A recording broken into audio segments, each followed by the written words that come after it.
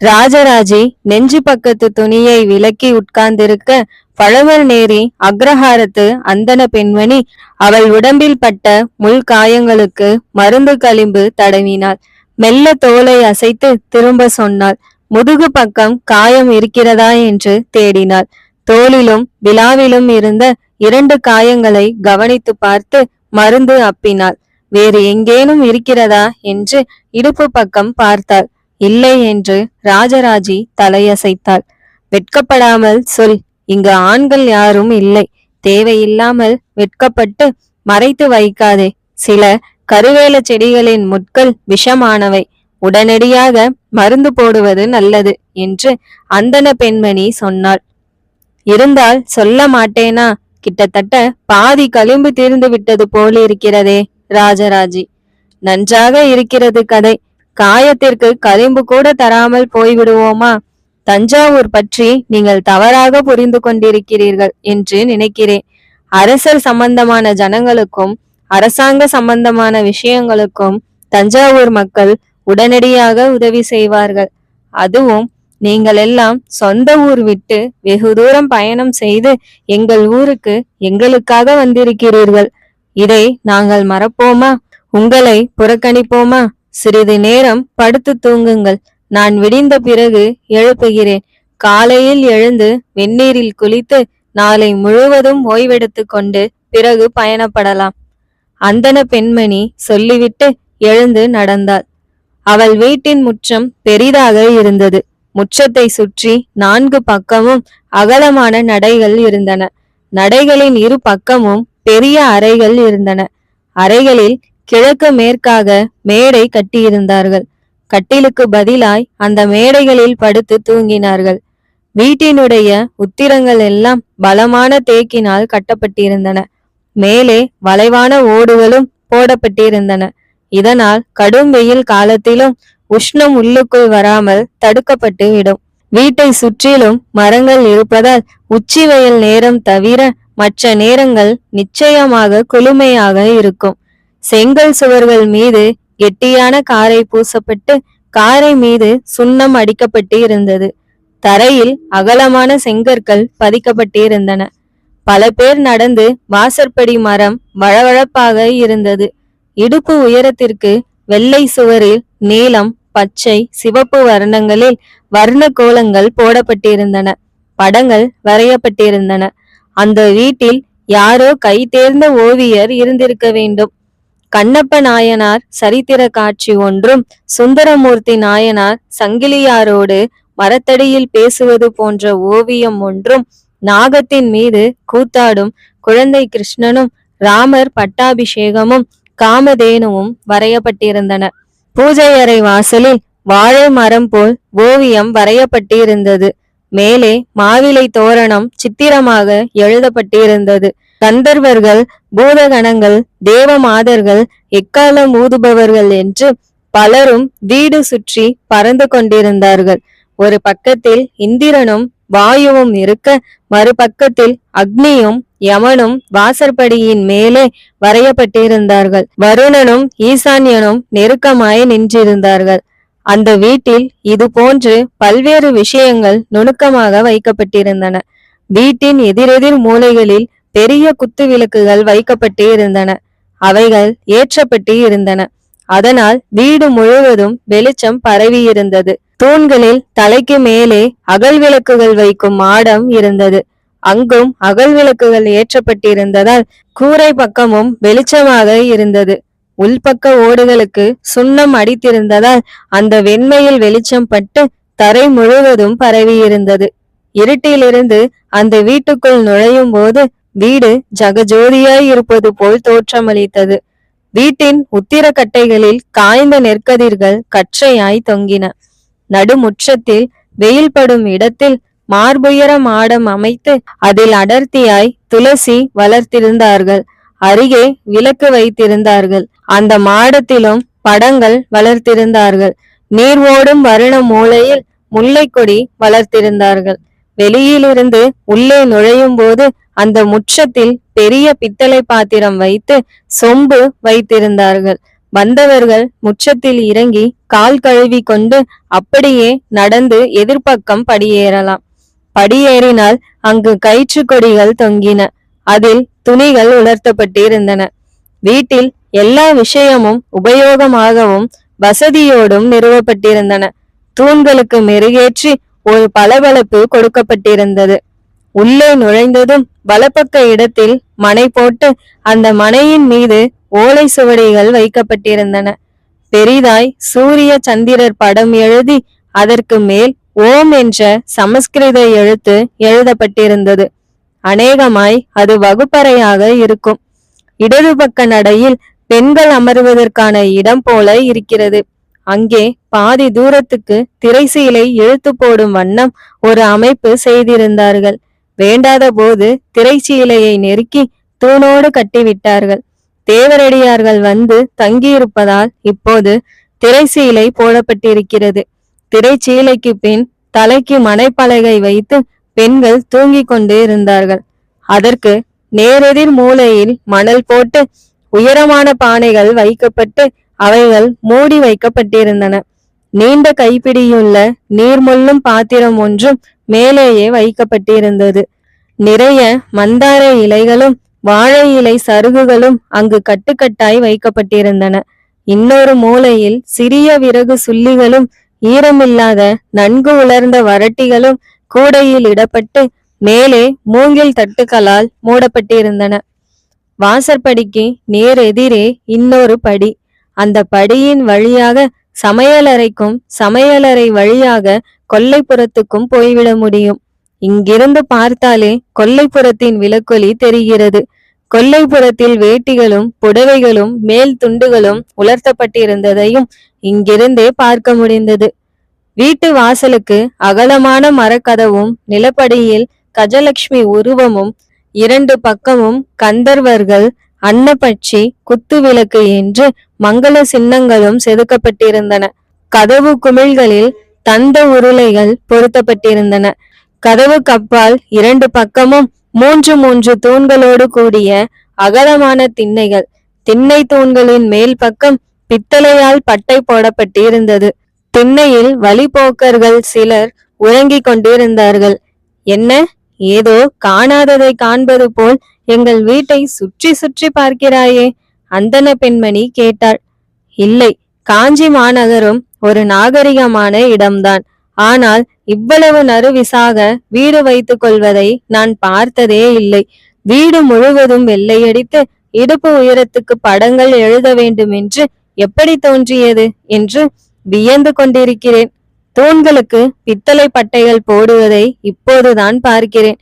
எங்கள் பக்கமும் குருவிகளுக்காக கதிர் கட்டுவது உண்டு. ஆனால் நீங்கள் நாலா பக்கமும் கதிர் கட்டியிருக்கிறீர்கள். நாலா பக்கமும் குருவிகள் வந்து கொத்த வேண்டும் என்று எதிர்பார்க்கிறீர்கள் போல இருக்கிறது. இதுவும் அழகாகத்தான் இருக்கிறது. முற்றத்தில் முல்லை கொடி, துளசி மாடம், பின்னால் கொல்லைப்புறம், மேலே வெள்ளை ஓடு, எல்லாமும் அற்புதமாக இருக்கின்றன.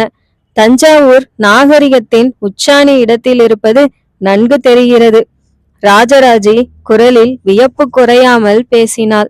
இது சாதாரண வீடு, வருமானம் அதிகமில்லாத வீடு. என் புருஷனுக்கு சம்பாதிப்பதில் விருப்பமில்லை. ஊர் ஊராக பயணப்படுவதிலும் ஆசை இல்லை. கோவில் பூஜைகளிலும் கலந்து கொள்ள மாட்டார். வெறுமே திண்ணையில் உட்கார்ந்து ஊர் மக்கள் நலனுக்காக நாள் தவறாது வேதம் சொல்வதும் ஜபம் செய்வதும் தான் அவரது வேலை. அதற்காகத்தான் எங்களுக்கு மானியம் தரப்படுகிறது. என் மாமனார் வேதம் கூட சொல்வதில்லை. இடைவிடாது காயத்ரி மந்திர ஜபம் மட்டும் செய்து கொண்டு இருக்கிறார். அதற்காக அரசாங்கத்திடமிருந்து மானியம் வாங்குகிறார். எவரோடும் எதுவும் பேச மாட்டார். உணவு போடு என்று கூட சொல்ல மாட்டார். நாமாக கவனித்துதான் போட வேண்டும். சாப்பிடுகிற தூங்குகிற நேரம் தவிர மற்ற நேரம் எல்லாம் காயத்ரி மந்திரம் ஜெபித்து கொண்டே இருப்பார். ஊரில் யாருக்காவது உடம்பு சரியில்லை என்றாலோ வேறு ஏதேனும் பிரச்சனை என்றாலோ அந்த வீட்டு வாசலில் போய் அமர்ந்து சிறிது நேரம் ஜபம் செய்துவிட்டு வருவார். சில சமயம் பிரச்சனைகள் தீர்ந்து போகும். அதனால் என் மாமனாருக்கும் புருஷனுக்கும் இந்த ஊரில் மிக மரியாதை உண்டு. பெரிய வசதிகள் இல்லை எனினும் சாப்பாட்டிற்கு குறைவே இல்லை. அந்த அந்தன பெண்மணி நிறைவோடு பேசினாள். உன் பெயர் என்ன? ராஜராஜியை நோக்கி கேட்டாள். ராஜராஜி தன் பெயர் சொன்னாள். என் பெயர் குமுதினி. நான் பிறந்த ஊர் காவேரி கரைக்கு எதிரே இருக்கிற மருவூர். இங்கிருந்து 2 காத தூரம். பழமர்நேரியை விட மருவூர் இன்னும் செழிப்பான கிராமம். பழமர்நேரியை போல எங்கள் ஊரும் பிரம்மதேயம், அதாவது அந்தணர்களுக்காக தானமாக கொடுக்கப்பட்ட கிராமம். மக்கள் வரி அதிகம் செலுத்த வேண்டியதில்லை. அரசுக்கு கொடுக்க வேண்டிய வரியை கோவிலுக்கு செலுத்தி கோயிலை நன்கு பராமரித்து வந்தால் போதும். எங்கள் மருவூரில் மிக அழகான மகாமாய கோயில் உண்டு. ஆமாம், காஞ்சியில் உன் வீடு பெரிய மாளிகையா? ஒரு காலத்தில் மாளிகையாக இருந்தது. இப்போது அப்படி இல்லை. என் பாட்டியார் காலத்தில் சம்பாதித்த சொத்து அந்த மாளிகை. ஆனால் இப்போது அதை நிர்வகிக்க கூட முடியவில்லை. அம்மா அதிகமாக நடனமாடுவது இல்லை. இளம் வயதிலேயே வணிகர் ஒருவரை திருமணம் செய்து கொண்டார். அப்பாவுக்கு அம்மா நடனமாடுவதில் விருப்பமில்லை. எனவே அம்மா எனக்கு நடனம் கற்றுக் கொடுத்தாள். எனக்கு காஞ்சிபுரத்தில் தலைக்கோலி பட்டம் கொடுத்திருக்கிறார்கள். அடடே, தலைக்கோலி! அப்படியானால் நாட்டியத்தில் மிக சிறந்தவள் என்று அர்த்தமல்லவா? ஆமாம், 10 பேருக்கு பயிற்சி கொடுக்கும் அளவுக்கு திறமையுள்ளவள் என்றுதான் பொருள்.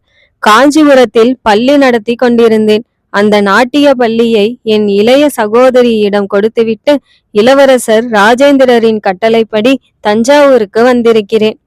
ஆமாம், பல 100 தேவரடியார்களை தஞ்சைக்கு வர சொல்லி மன்னர் உத்தரவிட்டிருக்கிறாராம். நானும் கேள்விப்பட்டேன். மிக பெரிய கோவில் கட்டப் போகிறாராம். கோவில் கட்டுவதற்கு தேவரடியார்களின் உதவி நிச்சயம் தேவையாம். உழைப்பவர்களுக்காக மாலை வேளைகளில் நடனமாடுவதற்காக கூப்பிட்டிருக்கிறார்களா? அதுவும் ஒரு வேலைதான். அதனால் காலை ஓய்வெடுக்கலாம் என்பதில்லை. காலையில் விதவிதமான உடைகள் உடுத்தி கொண்டு சிற்பிகள் சொல்வது போல படம் வரைவதற்கு அசையாது நிற்க வேண்டும்.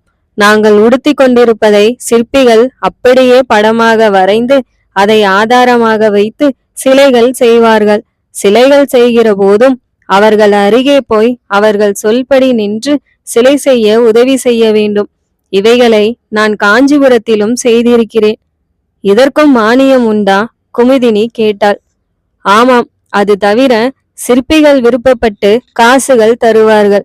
காஞ்சியிலும் வாழ்க்கை கஷ்டமில்லை. எல்லோருக்குமே நல்ல வருமானம், செழிப்பான விவசாயம். ஆனால் அவ்வப்போது போர் வரும்போதுதான் வாழ்க்கையை பற்றி பயமாக இருக்கிறது. ராஜராஜி அடிக்குரலில் பேசினாள். நன்றாக சொன்னாய் ராஜி. போர் பற்றிய பேச்சு வந்துவிட்டால் மனதே இருண்டு போகிறது.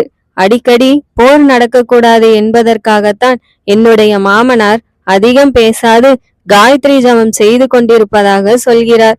ஆனாலும் இங்கொன்றும் அங்கொன்றுமாக போர் வரத்தான் செய்கிறது.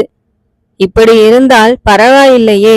முன்பு போல லட்சோப லட்சம் வீரர்கள் ஊர் விட்டு போவதும், எங்கேயோ மலை நாடுகளில் போர் செய்துவிட்டு குற்றுயிராய் திரும்புவதும், இல்லையேல் அங்கேயே செத்து போவதும், இங்குள்ள பெண்டு பிள்ளைகள் அனாதையாவதும், அடே அப்பா, எத்தனை வேதனைகள், எத்தனை துன்பங்கள் இந்த சோழ நாடு ஏற்றுக்கொண்டிருக்கிறது. ராஜராஜி கவலையாக பேசினாள். இனி அதிகம் யுத்தம் வர வாய்ப்பில்லை என்று என் புருஷன் சொன்னார். மன்னர் உடையார் ஸ்ரீ ராஜராஜ தேவருக்கு யுத்தத்தின் மீது பிடிப்பு குறைந்து விட்டது. எல்லைகள் பலப்படுத்தப்பட்டு விட்டன. ராஜேந்திர சோழர் மேல்பாடியில் குடியிருக்க வடக்கே மேற்கே எவரும் வந்து நம் தேசத்தை தாக்கப் போவதில்லை. பாண்டிய வளநாட்டில் நம் மந்திரிகள் அரசாட்சி செய்து கொண்டிருக்க அங்கிருந்தும் தாக்குதல்கள் வராது. சேர தேசத்தவர்கள் அடங்கி வெகு நாளாகி விட்டது. அவர்கள் நட்பாகி விட்டார்கள். எனவே சேர தேசமும் பிரச்சனை இல்லை. கடற்பகுதியில் மட்டும் அவ்வப்போது கொள்ளைகள் நடக்கிறதாம். அதற்காக ராஜேந்திரர் கடற்படை தயாரித்து கொண்டு இருக்கிறாராம். இது மட்டும்தான் இப்போதைக்கு யுத்தம் பற்றிய செய்தி. அந்த அந்தன பெண்மணி மடமடவென்று ஊர் விஷயங்களை பேசினாள். ராஜராஜி வியந்தாள்.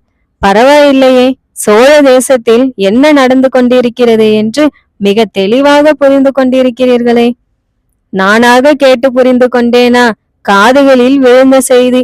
எங்கள் அவர் கொஞ்சம் அரசியல் ஈடுபாடு உடையவர் என்பதால் இந்த வீட்டிற்கு வந்து பல பேர் பல தகவல்கள் சொல்வார்கள். எல்லா தகவல்களையும் நான் ஒரு ஓரமாய் நின்று கேட்டுக்கொண்டிருப்பேன். இதை தவிர எனக்கு ஞாபக சக்தி சற்று அதிகம். எந்த வருடம் என்ன நடந்தது, யார் என்ன செய்தார்கள் என்கிற விவரங்களை நான் மனதில் பதிய வைத்து விடுவதால் என் கணவரே என்னிடம் விஷயங்களை கேட்டு ஞாபகப்படுத்தி கொள்வார். ஆஹா, நீங்கள் பாராட்டப்பட வேண்டிய பெண்மணி. உங்களை பார்த்தபோதே நினைத்தேன் நீங்கள் மிகுந்த கெட்டிக்காரி என்று. அதை போலவே இருக்கிறீர்கள். நானும் உன்னை பார்த்ததும் அப்படித்தான் நினைத்தேன். அந்த அந்தன பெண்மணி ராஜராஜியை கூர்ந்து கவனித்து பேசினாள். நீ சாதாரண தேவரடியார் இல்லை, நிறைய விஷயம் தெரிந்தவள், மொழி பயிற்சி உள்ளவள். ஒரு வீட்டிற்குள் நுழையும் போதே நாலா பக்கமும் சுற்றி பார்த்து எந்த பக்கம் வழி இருக்கிறது, எந்த பக்கம் வழி இல்லை என்று தெரிந்து கொண்டுதான் அமைதியாகிறாய். எனவே நீயும் லேசுப்பட்டவள் இல்லை என்பது புரிந்துவிட்டது. அவள் பேச்சுக்கு ராஜராஜி வாய்விட்டு சிரித்தாள். சரி, கோவில் எங்கே கட்டப் போகிறார்கள்? தஞ்சையில். தஞ்சை இங்கிருந்து எவ்வளவு தூரம்? இங்கிருந்து அரை காதம் திருக்காட்டுப்பள்ளி. திருக்காட்டுப்பள்ளியிலிருந்து ஒரு காதம் திருவையாறு. திருவையாறிலிருந்து 1.5 காதம் தஞ்சாவூர். மொத்தத்தில் 3 காத தூரத்தில் தஞ்சாவூர் இருக்கிறது. வழி நன்றாக இருக்குமா? என்ன இப்படி கேட்டுவிட்டாய்? நீ தஞ்சாவூர் எல்லையை தொட்டாகிவிட்டது என்பது உனக்கு புரியவில்லையா? வழி நெடுக ஆங்காங்கே செழிப்பான கிராமங்கள், வேளாளர் குடியிருப்புகள், வியாபார ஸ்தலங்கள், அக்ரஹாரங்கள், கோயிலை சுற்றியுள்ள சில குடியிருப்பு இடங்கள் என்று ஏதாவது வந்து கொண்டே இருக்கும். திருவையாறு கிட்டத்தட்ட ஒரு நகரம் போல. பெரிய கோவில், கோவிலை சுற்றி ராஜவீதி, ராஜ வீதியிலிருந்து கிளை கிளையாய் பிரியும் பல தெருக்கள். ஒவ்வொரு வகுப்பினருக்கும் தனித்தனியே தெருக்கள் வைத்து வீடுகள் கட்டி கொடுக்கப்பட்டிருக்கின்றன. திருவையாறில் கிடைக்காத பொருளே இல்லை. போகும்போது ஐயாரப்பனை தரிசித்து விட்டு போ. பிறகு என்ன ஊர் வரும்? திருவையாறு தாண்டியவுடன் கருந்தட்டைக்குடி என்ற ஊர் வரும். பிறகு தஞ்சையின் எல்லை ஆரம்பித்துவிடும். அகழியை தாண்டி கோட்டை, கோட்டையை தாண்டி உள்ளே போனால் மிக பெரிய மாளிகை தெரியும். மாளிகையை சுற்றி நகரம் இருக்கிறது. குதிரைகளும் யானைகளுமாய் ஊர் கலகலப்பாக இருக்கும். கோவிலுக்கான வேலைகள் துவங்கிவிட்டார்களா? இல்லை, அதற்கு நாள் பார்த்து வைத்திருக்கிறார்கள். போன பௌர்ணமி கூட அரண்மனையில் பூஜை போட்டுவிட்டு முதன் மந்திரி பிரம்மராயரை பார்த்து என் புருஷன் 3-4 தேதிகள் சொல்லிவிட்டு வந்தார். ஏதேனும் ஒரு தேதியில் அஸ்திவாரம் தோண்டலாம் என்று குறித்து கொடுத்திருக்கிறார். கோயில் கட்டாமல் போக ஏதும் வாய்ப்பிருக்கிறதா?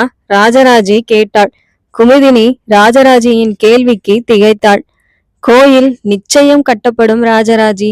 வெளியே ஆண் குரல் கேட்டது. மும்முடி சோழ பிரம்மராயர் உள்ளே நுழைந்தார்.